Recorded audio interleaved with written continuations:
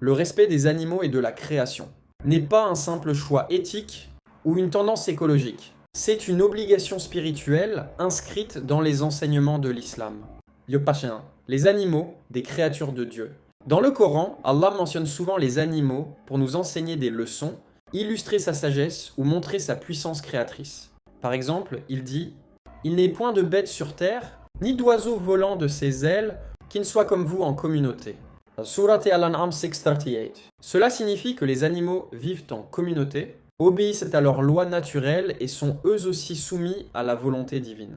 2. Le prophète, modèle de miséricorde envers les animaux, le prophète Muhammad, a enseigné à ses compagnons la bienveillance envers toutes les créatures vivantes. Il a raconté l'histoire d'une femme entrée en enfer pour avoir enfermé un chat sans lui donner ni à manger ni à boire, et celle d'un homme entré au paradis pour avoir donné à boire à un chien assoiffé.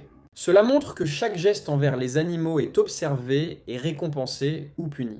Il a aussi dit « Quiconque tue un oiseau pour rien, sans raison valable, Dieu lui demandera des comptes. » Hadith authentique.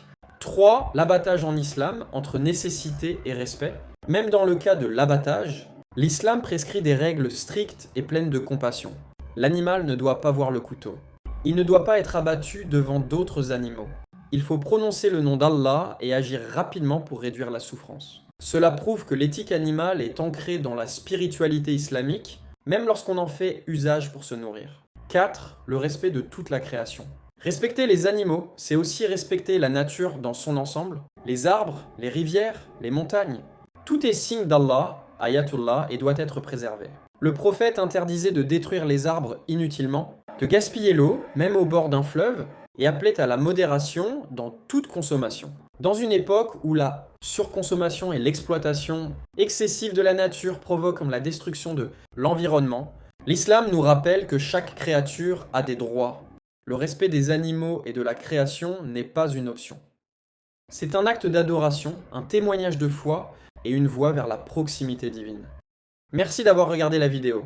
Si tu aimes ce genre de contenu, je t'invite à mettre un j'aime, à la commenter, à la partager et à t'abonner. Vérité et Dounia. Nos bonnes actions voyageront avec nous.